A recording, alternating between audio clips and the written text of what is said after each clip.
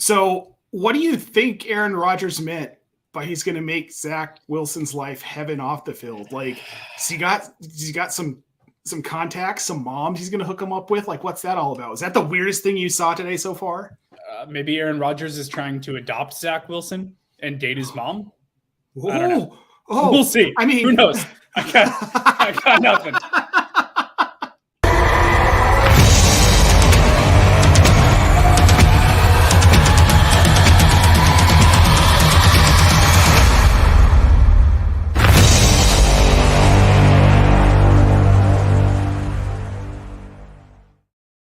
Okay, so now we've talked about the weirdest news of the day, right? I mean, that's such a strange comment, but like, yeah, that's so Aaron Rodgers, I guess. It's the way it's like it's like Costanza driving away and being like jerk store. It was jerk store. Like that's the line. Like he's known that Zach Wilson has made this comment about making life hell for whoever the veteran quarterback is going to be. He made that comment like 4 months ago or something. Right. Like it's been out there for a long time. And it's like he tried to construct his retaliation to that comment for too long, and then he came up with something that didn't make any sense. Like I don't really know what Rodgers was going for there. It was just a really, really weird thing to say. Maybe he came up with it during his darkness retreat, John? That could very well be it. Was it like fueled by peyote and incense? Like I'm not sure where that comment came from. Dude, who knows? Who knows? Guys, welcome to the Dynasty Diehards. This is it's like Christmas Eve for us, man. The NFL draft is coming. We're repping our boys today on the show. He's got the Justin Fields jersey. I've got my lovely TJ Watt jersey that I'll have you know I got in the Pittsburgh airport for $210. Had I been drinking the entire day before I got dropped off at the airport? Absolutely. Yes, I had. Yes. Jen bought a pair of Steelers cons at the airport. So wow. There you go, right? She's never worn them. Go figure. Mine's a compliment of NFLshop.com and their free one-day delivery right now leading up to the draft. So, no, not a sponsor, but if they wanted to sponsor, we would absolutely love 100%. We'll take any reasonable sponsor. Probably not like Adam and Eve or anything, but like reasonable sponsors, you know? Let's go to the chat real quick. We got Brad Bolt in the chat. Hey, fellas, welcome to Christmas Eve. Man, thank you, Brad. We are really stoked for this draft, and it's going to get crazy, John. It is going to get crazy. But before we get into the draft, let's get into some NFL news and notes.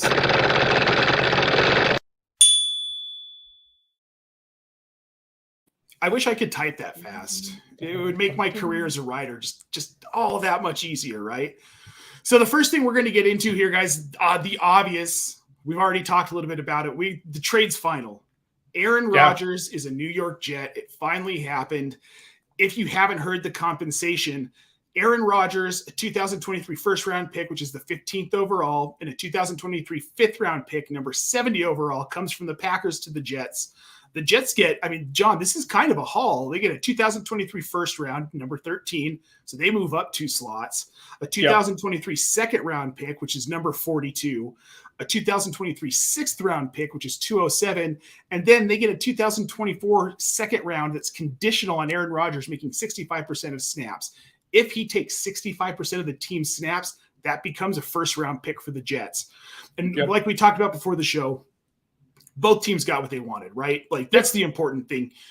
It's like in Dynasty. You can talk who won, who lost, but these teams are going to be able to fill needs with what they got out of this trade. Yeah. I think both teams got exactly what they wanted out of this. They've been wanting to get this trade done for what feels like months. It's a lot to give up, man, for an old quarterback. Like, he's going to have to play like an MVP caliber quarterback for this deal to really make sense for the Jets. But they're ready to go. They've got a great young roster with a lot of elite young talent across the field, different positions. They're ready to go. And I know Rodgers is trying to downplay it today. He's like, I'm not a savior. I'm just going to be a great quarterback. It's like, bro, you're going to New York. Like, this is New York media that you're talking to. You are the savior for the franchise. That is how they are going to look at you through and through. So you better deliver. Like, if you don't, you thought you had life rough in Green Bay, Wisconsin. You're in New York now, dude. Like, right. So back page of the New York Post, you're going to get eaten alive. Like, it's going to happen. Daily. Daily you get eaten alive. Every day. So well, and I thought it was interesting. I thought it was interesting where he said today, he says, look, I'm not looking past the 2023 season. I don't know if I'm going to play past 2023. So if the Jets had to know this, I'm assuming, right? Like they had to know that he wasn't going to plan on. So this is a win today acquisition for them. This isn't a 2-year plan to where like, we'll be good in 2023, but we're going to get the bucket in 2024 and win that ship. This is a win the ship in 2023. Are they even the best team in their division right now, though? I mean, honestly, if you look at it. I think you can make a real argument that they are. I think Buffalo has a great roster. I think they're going to continue to address some of the holes to the draft, and that they still deserve the crown for being the best team in that division. But the Jets have a good roster, man. Like they've been building like crazy. They're in prime position to potentially land a stud offensive lineman in this draft to potentially protect Rodgers, or maybe even they look at moving up in this draft to make sure that they're getting one of these top tackles. I don't know. Like there's so many ways that they can go about it, but they've got a really good roster. I can really see them making some noise, especially with Rodgers. I mean, this is the best wide receiver core that Rodgers has played with in a really long time. Sure. Like Devontae Adams was elite, like stud of studs. But in terms of well-rounded group, especially they could even look at adding another one in the draft that can really play a serviceable role. They're ready to go. Sure. So we're going to go to the chat here. Nick Pentecoff, what is up, my friends? Nick, thank you so much for tuning in. Now, he says this is where he's got this division. And I can't say that I necessarily disagree with him, John. Buffalo, then Miami, then the Jets, then the Pats last. This is kind of how I've had it pegged since we heard that this was even going to be a trade. Obviously, the Jets go to the bottom if Aaron Rodgers gets hurt and they have to go back to Mama Zach Wilson. It's just an interesting scenario here. We've got Herms in the chat. What up, buddy? Rodgers chose to wear the great Kenny Pickett's number. Therefore, the Jets are the best team. I mean, I can't argue with that logic as a part-time Pittsburgh Steelers fan here. It is interesting he won't be wearing the number 12, though. Yeah, I think it was actually a really nice thing for him to do, to give a tip of the cap to Joe Namath, right? Like Namath said all the right things, gave him permission and all that. But I think it's really nice for him to not try to come in and just take that legacy away. So I actually think it was kind of a cool, thoughtful moment from Rodgers, which is, uncharacteristic. But right. It was actually very thoughtful of him to come in and be like, I'm not gonna do number 12. We'll go back to my college number 8. Kind of a fresh start moment for him too, right? Sure. Turn the page. Like, let's move on. Yep, I can see that. Okay, so the next thing I want to talk about, and I'm sure that you've seen this over the last couple of days. Apparently, Will Levis's uncle's brother's barber's third cousin-in-law's nanny posted on Reddit that Will Levis said he knows for sure he's going in the first round. There's no, first of all, not the first round, first overall. First pick. No. Well, yes, Levis is going in the first round. They're saying he's going first pick overall. Now, obviously, this source is crap, right? Yeah. But then we've heard other chatter where Carolina does like Will Levis, and there's been chatter that he could possibly go one. Do you buy any of this, or is this just GM coach speak leading up to the draft? No, I don't buy it at all. I think Bryce Young is locked in, written in pen to be their pick, and he should be. Yeah. Will Levis, the thing is, this whole thing came out on Reddit, and I wanted to pull up the latest odds to make sure that we're speaking accurately here. As of right now, his odds to go first overall are still down at plus 800, which is still substantially lower than they were before that Reddit post came out. He was like 3 days ago, he was like plus 5,000 to go first overall. And then he got down to like plus 2,500 or so. Yeah. And then he got all the way down to like plus 500, I think it was, is the lowest that I saw after that Reddit post. And now he's just creeped a little bit back up, but he's still hanging out like way too low. I almost got Bryce Young at around like minus 700 to go first overall. I was watching it and I'm like, oh, if he gets any closer, I'm just going to drop $20 on it. Like, no problem. Because to me, it's just a slam dunk that he's going to be the first overall pick, but you never know in the NFL draft. Weird things happen every year.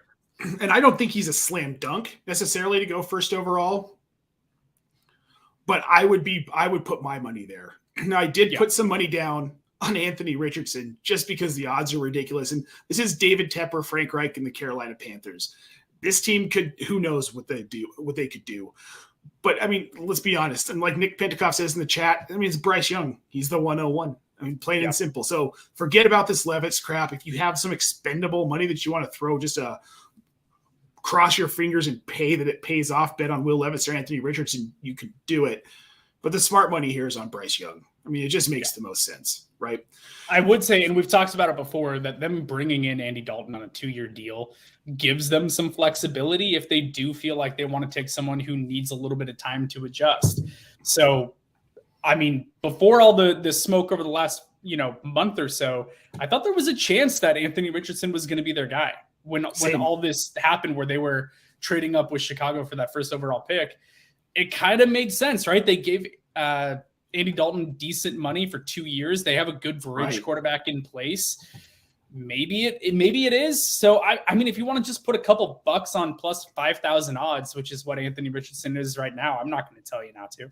Yeah, like those odds are ridiculous. So yeah, and I think we did talk about it on this show about Anthony Richardson could be a possibility with the Dalton signing, but I think that's becoming less and less of a thought. I think in most of the NFL world, we're seeing it reflected in Vegas. And guys, Vegas is going to most of the time tell you what the highest probability is because they don't want to lose money. They just simply don't want to lose money. Now, another interesting thing that kind of broke today is we've heard that the 49ers are actively pursuing Lamar Jackson. Do you think there's any truth to this, or is this, again, just the 49ers making noise ahead of the draft? I believe basically nothing that happens the day before the NFL draft, like on the surface, that's just kind of my rule of thumb. It's going to be, I don't know. I don't know how this is going to go, but I could see it happening because he's a difference maker, elite quarterback when he's on the field. You put him in a Kyle Shanahan system, like that's ridiculous. What he can do in the run game and the space that he can create, especially if he has an elite athletic quarterback. I think that's why they went out and they got Trey Lance in the draft when they drafted him, was to try and do that. Try to put together an offense that can put defenses in a bind with an athletic quarterback. Well, Lamar Jackson is that. So if they're having those talks, it wouldn't surprise me. I think it would be very, very kind of out of left field for that to actually transpire if it did happen. But it wouldn't surprise me if they're at least having those discussions. Yeah, and I'm in the same boat. Like, you've got to kick the tires on a player that caliber. And if you're going into the 2023 season saying, look, Brock Purdy's our guy, you can't argue how good Lamar Jackson would be in that offense. So one thing that I will say, though, is that they don't have their own first-round pick this year. So I don't know if they're actually capable of making that trade. Because of the tag that was placed on Lamar Jackson, it's 2 first-round picks that they have to give to Baltimore. That's only if they sign him. They would have to sign him, but if they trade for him, it can be whatever compensation Baltimore is willing to take. It doesn't have to be 2 first-round picks. It's so rare that we actually see an exclusive rights tag trade happen in the NFL that I'm not even intimately familiar with the mechanisms of that trade happening. You know what I mean? It just never happens. Same. It's very rare. Yeah. All right. So let's get more into the draft now because we've already kind of teased it. NFL draft, baby. Yes, I am so excited for this. Here's my first question to you, John. Do we see 5 QBs come off the board in the first round? That means, did Hendon Hooker do enough to move into the first round of this draft? Yeah, I think so. I think there's a really good chance that this happens. He could go as high as the teens, honestly, with the way that the chatter has been. But I think at worst, you have a team that trades up late into the first round because it gives them an extra year of team control. Like if you like him enough that you're thinking about him in the second round, then trade up into the late first round because you get that extra year of a first round draft pick under team control with the option that they get, the 5th year option, right? Select him in the first round. So I think that it happens. I think that he's going to go late in the first round. He's doing everything that he can to show that he's, a high character guy. He did all the right things throughout the pre-draft process, showing up to the Senior Bowl, even though he wasn't healthy enough, taking interviews, all that stuff. His production was great. If he wasn't injured, I don't really think there would be much of a debate that he would be going in the first round based on what he did last year in Tennessee and the production that we saw. He could even be quarterback 3 in this class. Behind, in my opinion, it's Young and Stroud are the top 2. All this talk about Levis being up there in that conversation, to me, he's a tier down. I don't see it, but there seems to be a major disconnect between the way that the NFL sees Will Levis and the way that the rest of us see Will Levis. Right.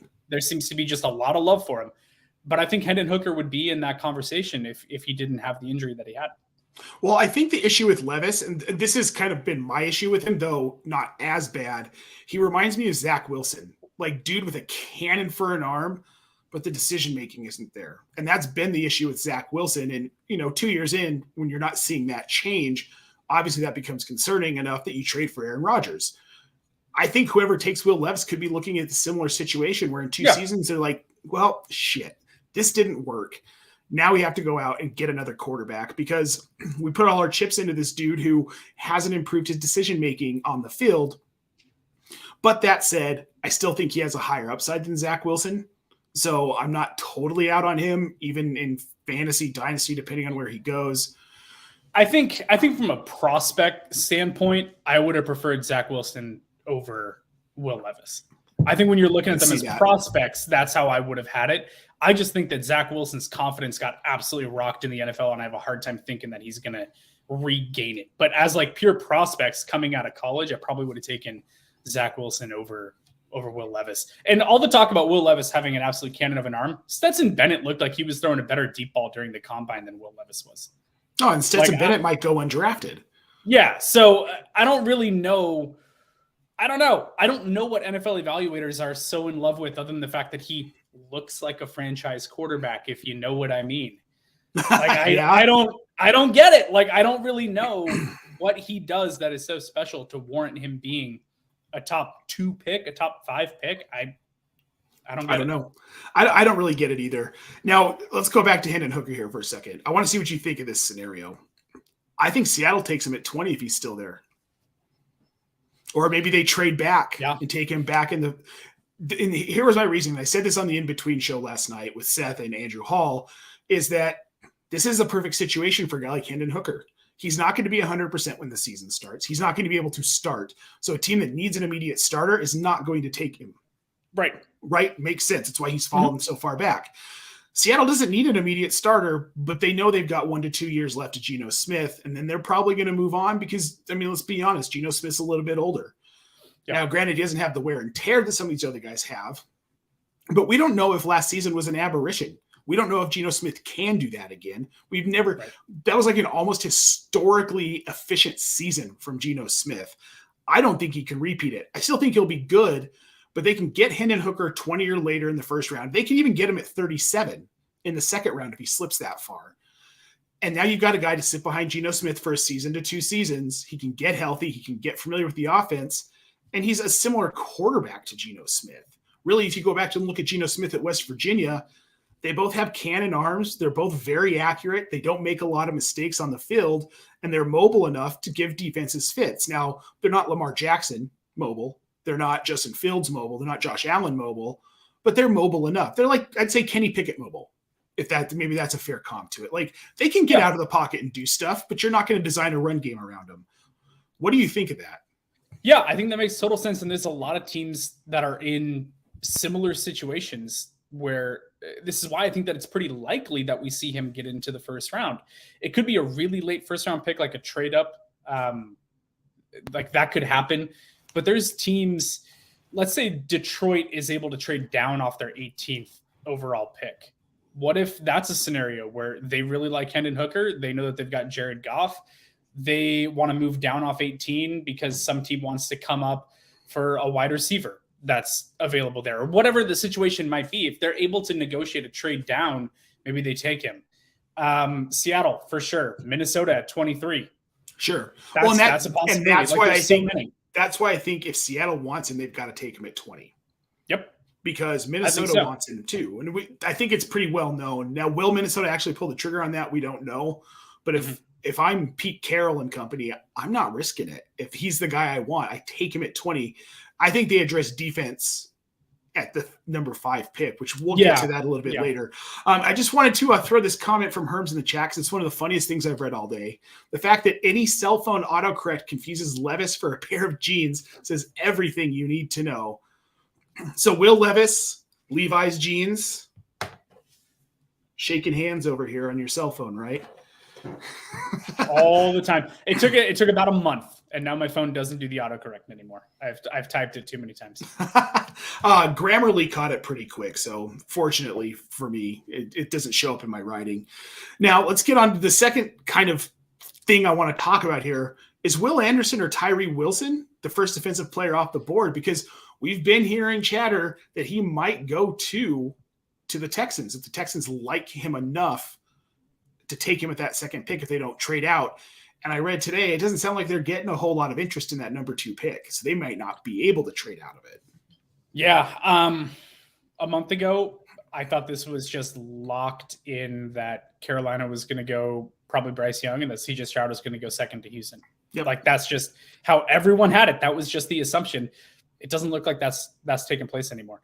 So if they're going to stand at 2 with the DeMeco Ryans looking to construct his defense and get a cornerstone on the defensive side of the ball, to me, it should be Will Anderson. If you're not going to go quarterback, which I think is a mistake, I think you should be going quarterback at 2. But if you're deciding that you're not going to, get Will Anderson. He was the polished prospect coming out of high school, went to the biggest program in the country at Alabama, and did nothing but produce for 3 straight years.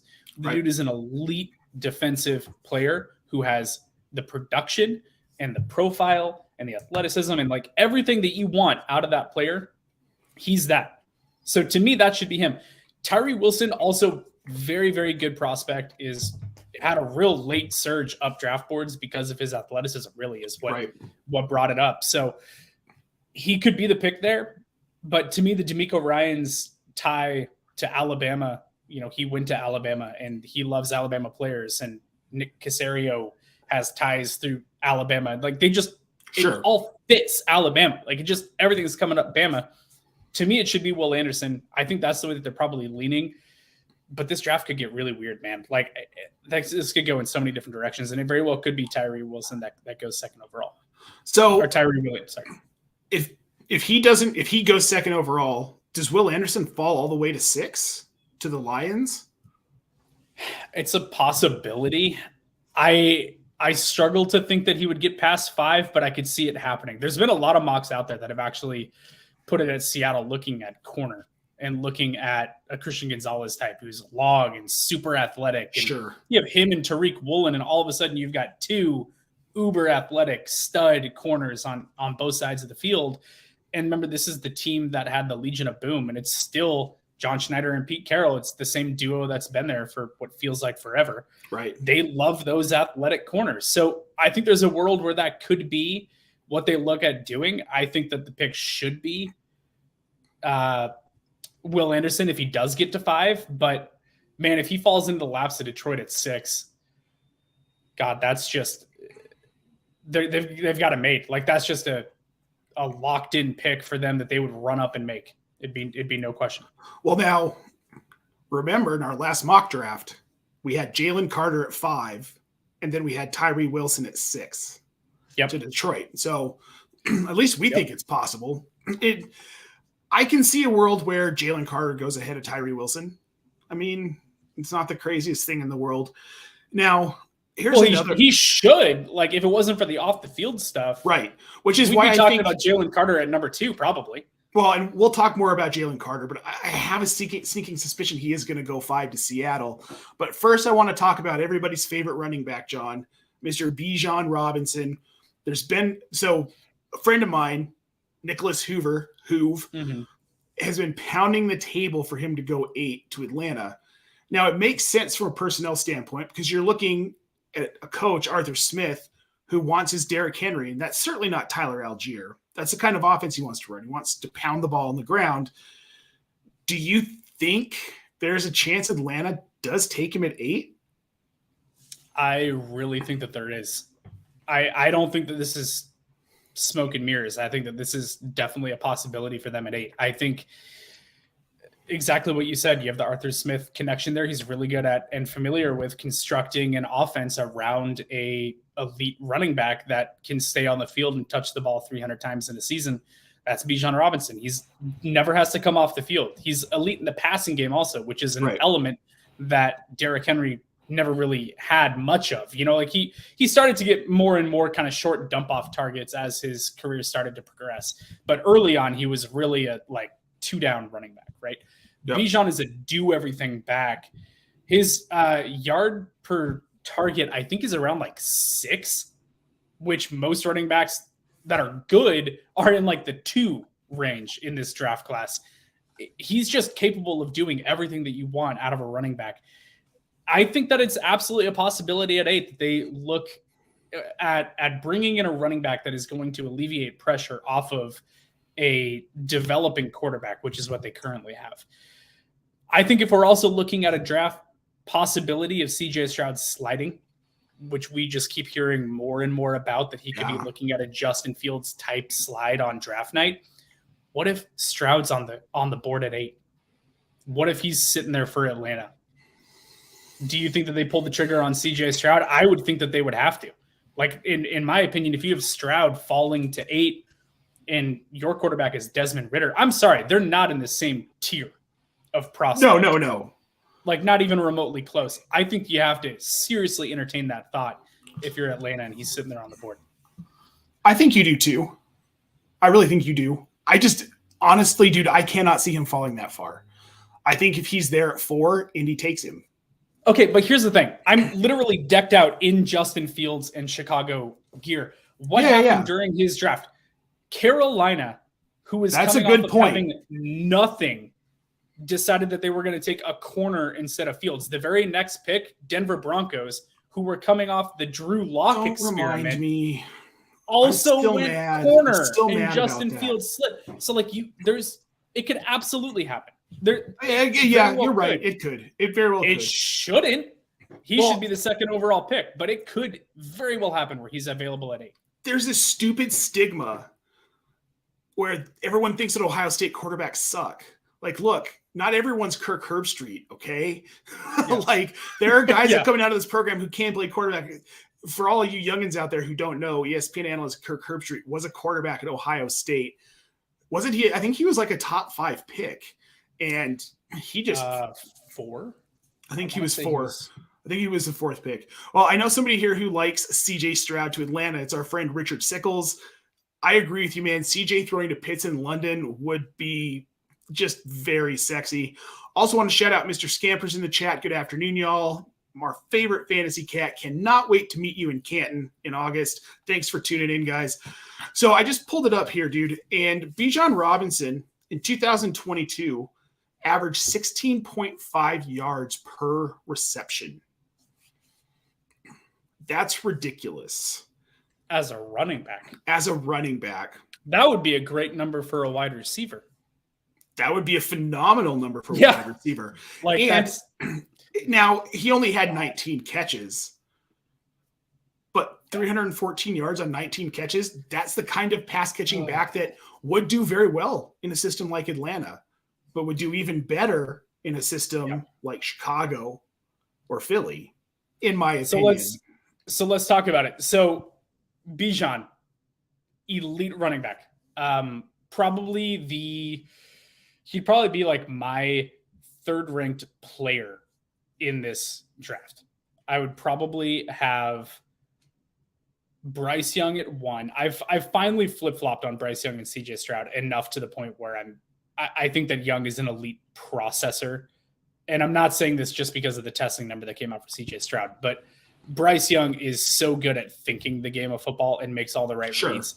I put him at the number 1 player in this draft. I'd put Will Anderson as the number 2 player in this draft, and I'd put Bijan Robinson at 3. He's that good of a football player. It's just how do you value the running back position? So then you've got these reports coming out this week that NFC teams are just terrified of the prospect of him making it to Philly at 10. So let's play the hypothetical, because if it's not 8 to Atlanta, then all of a sudden the door kind of opens up, right? Chicago's on the clock at 9.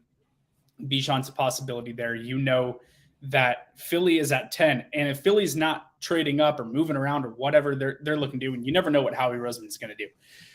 If they're staying pat at 10, Chicago's on the clock at 9.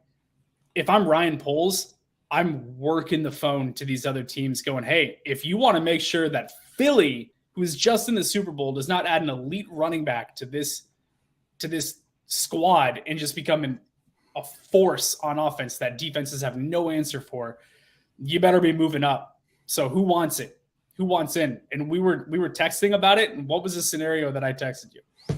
Oh, geez, I'll have to go back to my text and look here, John. But I did like it. It was an interesting one. You could just tell me, but you're going to make me actually go through my text messages here. So what you said,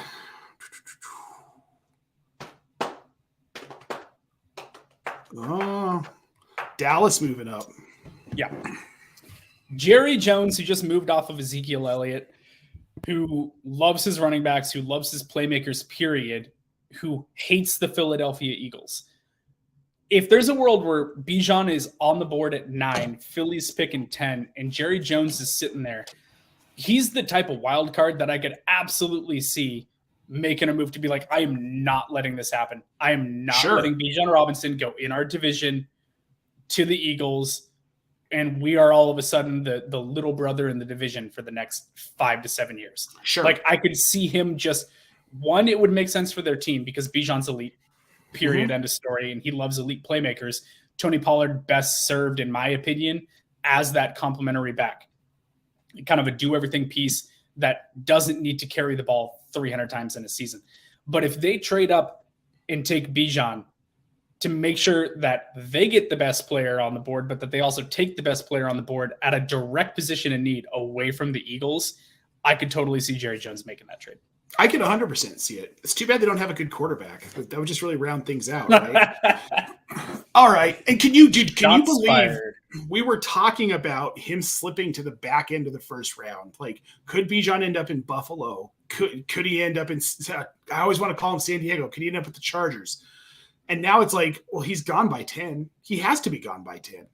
It kind of looks like it. Now, yeah, he is a running back, and you never know what's going to happen on draft night. So to me, if he gets past Chicago, because Chicago is looking at addressing more of a position in need instead of addressing just taking best player available, because he's best player available on the board, period. Oh yeah. If he gets past Chicago, if somehow he gets past Philly, which I think would be a surprise, then all of a sudden you start looking at the board and you're going, where is he going to kind of land?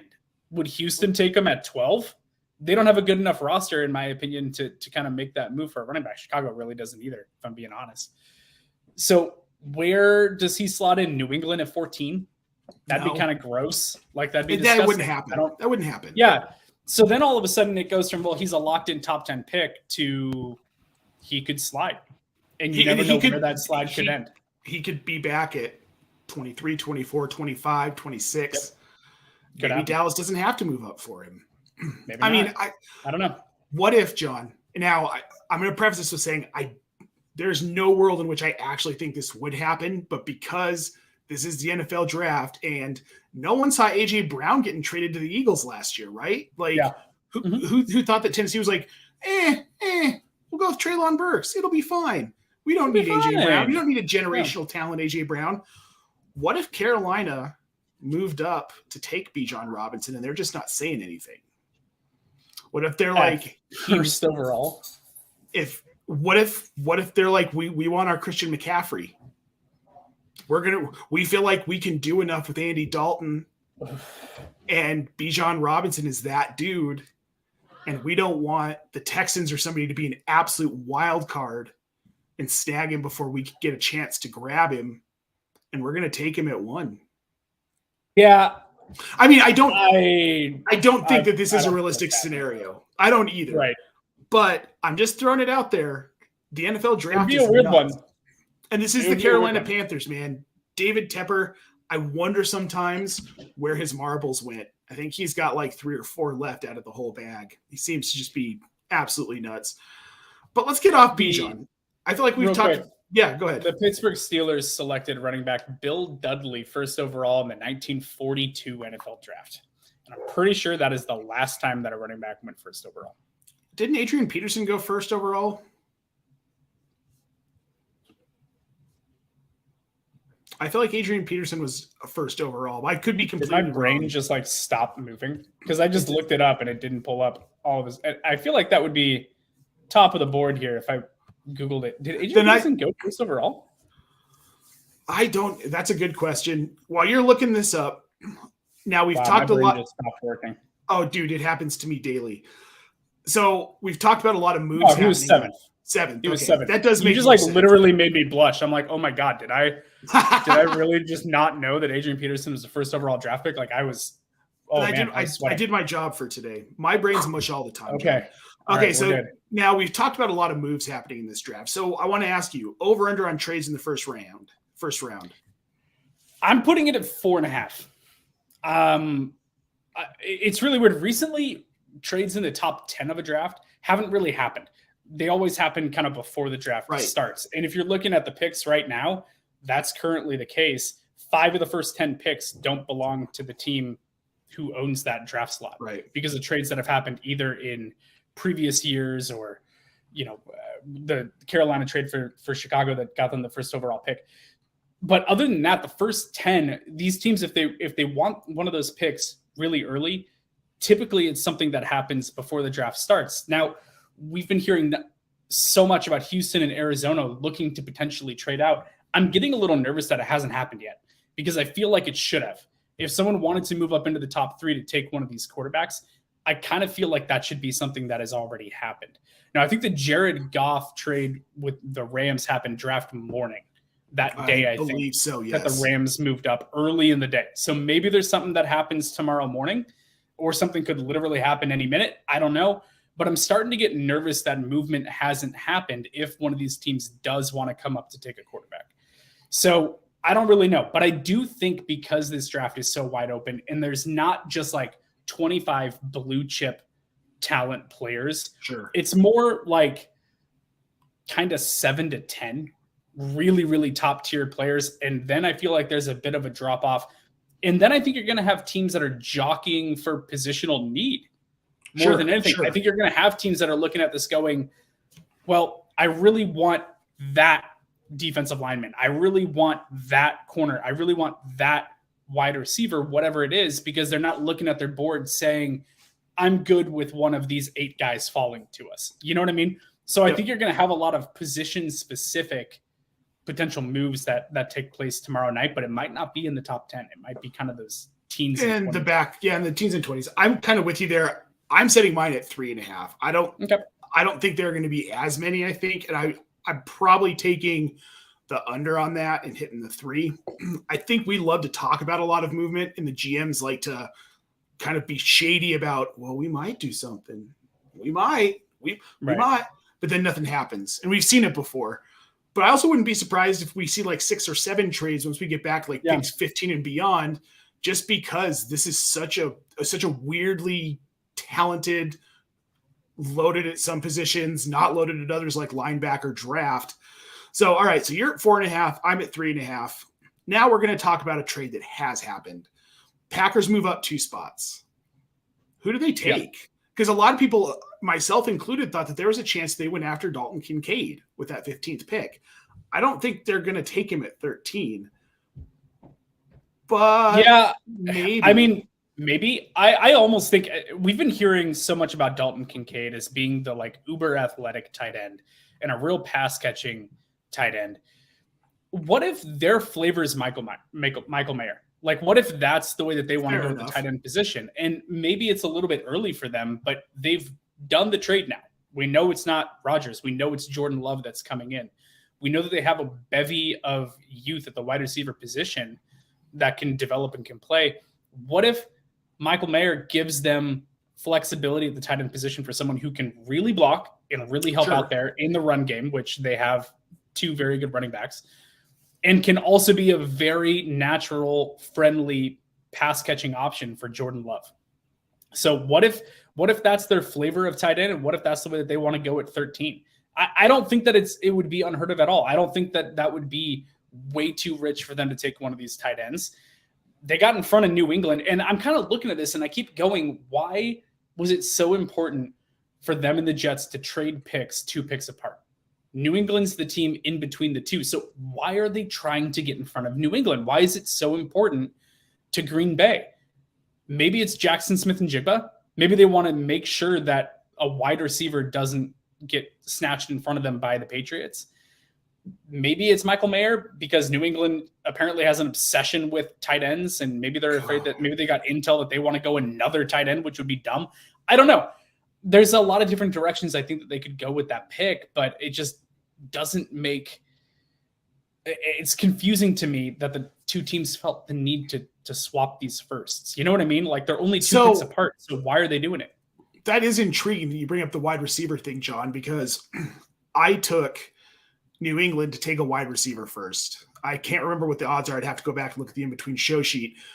But that was one of my things is I think they're going to take a receiver. Now, I think it's going to be Quentin Johnson if they're going to take a receiver because I think they want that. I think they want that big body guy. They've already got some of those slight receivers, and they've got Mike Gesicki, who's, let's be real, is going to be a slot receiver in that offense. But maybe that's who they want.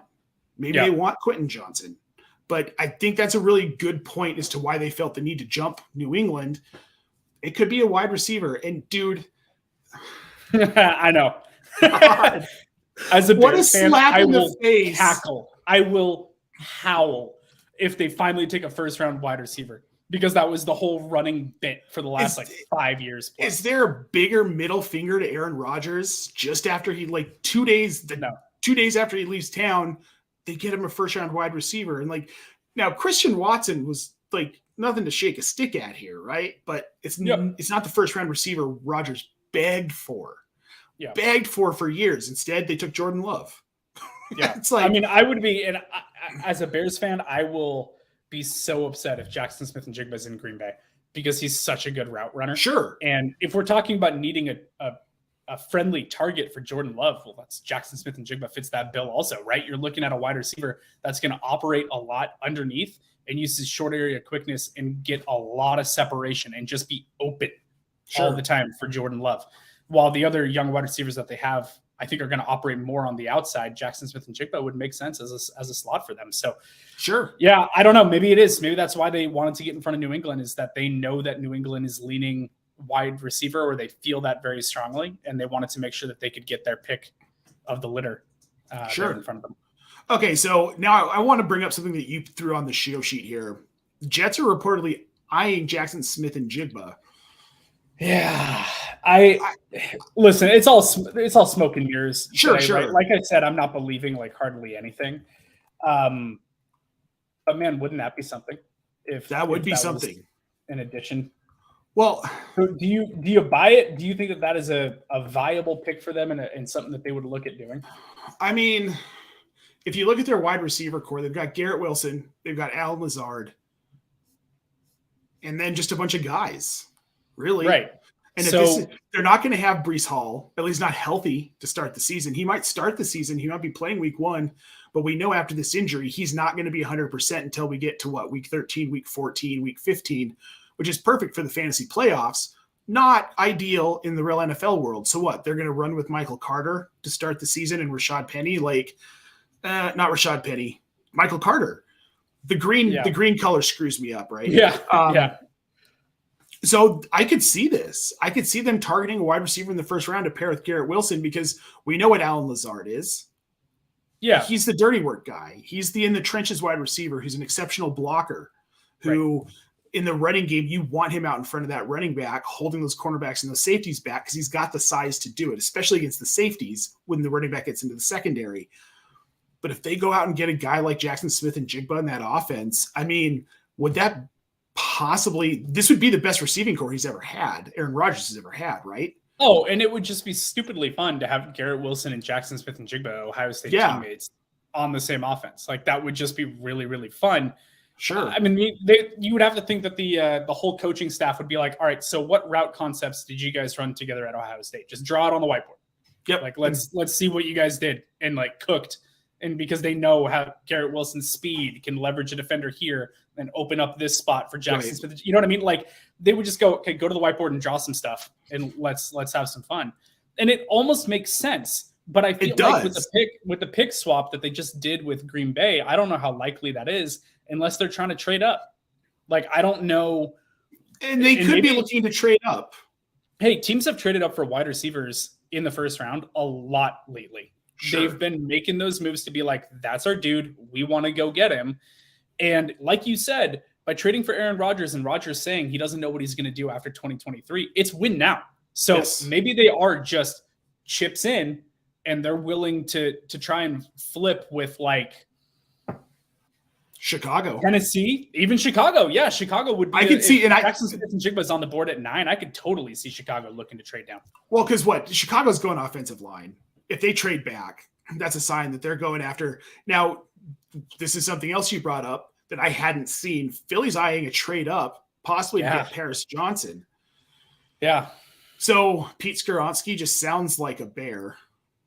Oh, he's literally Skoronski. Skoronski. Yeah, Skoronski. A bunch of Southsiders with mustaches, smoking cigars and drinking beers, eating Polish dogs, going, "Hey, did you see that block from Skoronski?" Yeah, right. Real grinder out there. Yeah, like you've got that down, man. It just it needs to happen. But they can get it. They can get him at 15. Skoronski? Mm-hmm. I don't know, dude. I'm seeing a lot of stuff that Skoronski and Johnson are going to go pretty early. And the thing is, offensive linemen always get pushed up the board. Like talent-wise, I think that Paris Johnson at 15 probably makes sense. I think Skoronski is number one offensive lineman on the board for a lot of people because he's just so like fundamentally sound. Now you have the questions about the arm length and is he a tackle or is he a guard? I don't know. I think he has potential to be a good tackle and a great guard. I think that's the way that it lines up for me because of the arm length. But as a technician, he's so clean that he's almost boring to watch. Like and that's what you want. You want quiet offensive linemen, right? You don't want it to be dramatic and chaotic and all over the place. Just quiet and steady and do your work. And that's what Skoronski does. He's a lunch pail type of offensive lineman. But this is my biggest fear for Chicago is that they do trade down off 9, that they have a trade partner like the Jets want to come up to 9 to take Jackson Smith and Jigba. Let's put that into the universe. That would, I don't know why Chicago would do Aaron Rodgers any favors, but anyways, let's say that they move down from 9 to 15. And then you have Paris Johnson goes at 10. Maybe they don't have to trade up for Paris Johnson. He falls into the lap of Philly at 10 and they take Paris Johnson. And then you have Houston maybe wants to address offensive line. Maybe Tennessee wants to address offensive line. And then all of a sudden you have Paris Johnson, Peter Skoronski, Darnell Wright, all off the board when you're on the clock at 15 for the Bears. And then all of a sudden you're going, shit. Like, you know what I mean? And that's my biggest fear is that they trade down again and that they miss out on one of the offensive linemen. Maybe Broderick Jones is still sitting there at 15. And if they can trade to 15 and Broderick Jones is still on the board, I am thrilled with that pick. Well, I think but we honestly, just don't know how this is going to shake out. If Paris Johnson's gone, Pete Skoronski's gone, and Wright's gone, I think they're going to be fine because I think they can get Broderick Jones at 15. But we've been hearing so much about Paris Johnson being on the mind of Arizona at 3. Like there's these offensive linemen could go high, and I think this is what we're talking about, right? If they're looking at doing a trade during the draft when they're on the clock, they're going to know what's already happened. So has an offensive lineman or two already gone before 9? If so, Chicago's probably staying at 9 and taking an offensive lineman. Probably that would be how I would see it going. Or Jalen Carter, because if those offensive linemen go, maybe it pushes Carter to them at 9, and then they want to go that route. But if no offensive linemen have come off the board, that would mean all the defenders have come off the board. Carter, Will Anderson, Tyree, they would have all been off the board and all the offensive linemen are left. Then maybe Chicago is okay with trying to move down a few spots and pick up an extra 3rd round pick. Maybe that's what it would cost to add on top and move from 15 to 9. I don't know. We're going to know so much more in 25 hours and 11 minutes. And I'm so done. I'm so done with the hypotheticals. Like I just need it to be here. I'm just ready to watch it all unfold and see it all play out. This is our job. We have to do the hypotheticals. So we're going to go one more hypothetical to end the show here, John. Biggest surprise of day 1. What is it going to be?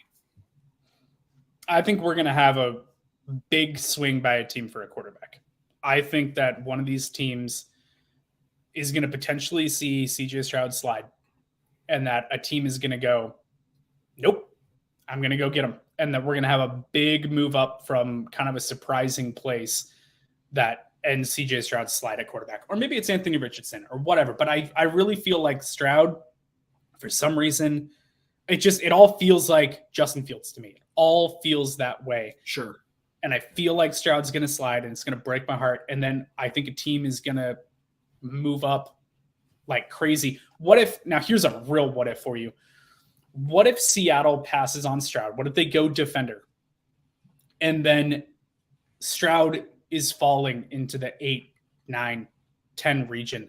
Does Seattle, having another first round pick, having the 20th, do they go, fuck it, we're all in, and push in with the 20th and a first next year and, a third or whatever the package of compensation would be to come from 20 to 10 and get CJ Stroud to partner with a stud defender that they take at 5? Like, I think we're going to see something weird like that happen. I could see if Stroud is sliding. I can see it. It will just shake up the entire draft. Okay, so I like that, and I think you're right. We're going to see a trade like that if Stroud continues to fall. So here's mine. All right. I think the Chargers trade up into the top 10 picks to get Jackson Smith and Jigba. Oof.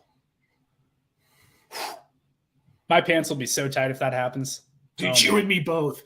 Except for my Broncos fandom's not going to love that. But no, from a fantasy perspective, as a fantasy manager, I don't think there is, honestly, outside of Green Bay, a better landing spot. Now, I wouldn't put money on that happening. I don't think there's any books that would allow you to put money on that happening. But I think that's kind of where we're at. I could see it. This is about to be a crazy draft.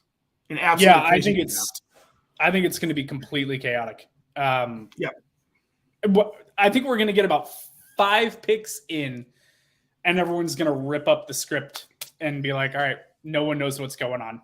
And we're just going to be in for 3 hours of utter chaos. The leaning back with your popcorn gif. Oh yeah. I'm just going to God, if the Bears do trade down off 9 though, I'm going to be stressed for about another hour after that.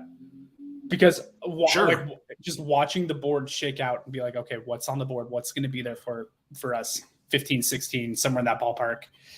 There's been a lot of talk about Pittsburgh trading with Chicago. There's been a lot of smoke around that. Well, it's funny you should mention that because Herms in the chat says it's worth mentioning that the Steelers could easily move up for an offensive lineman. Herms is like the biggest Steelers fan I know. And he's a savant. If you're not following Herms, make sure you're following at Herms NFL on Twitter. And he's a full-time analyst for the lovely Draft Sharks, who he is hanging out with for the draft in Rochester. John, this has been fun, but you know what? I'm really excited for next week when we get to talk about where all these guys landed. Oh God. I'm so much looking forward to it. That will be our show next week. We're just going to break down all these landing spots and what it means for fantasy. We'll have a full draft board to look at. 2nd round, 3rd round, 4th round. I just want to let the people know that I'm going to be putting together a spreadsheet of landing spots with draft capital. So follow me on Twitter at John Helmkamp. Sunday, once I've taken all the information from the draft and have organized it all and made sure that everything's accurate, I'll be tweeting that out for free so that everyone just has a copy of it and they know what all the landing spots and draft capital and if a player was traded up to be acquired, all that stuff. I think that's valuable for fantasy managers to know. We're going to get into it next week, man. Lots to talk about. Yep. Well, you heard the man. Make sure you are following John on Twitter at John Helmkamp. Make sure you're following me at Nate Paulvote on Twitter, at FF Dino Diehards, at Rasball. We'll see you next week. I stay loose, I stay hype. I stay loose, I stay hype. I stay loose, I stay hype. I could do this all night, 'cause I do what I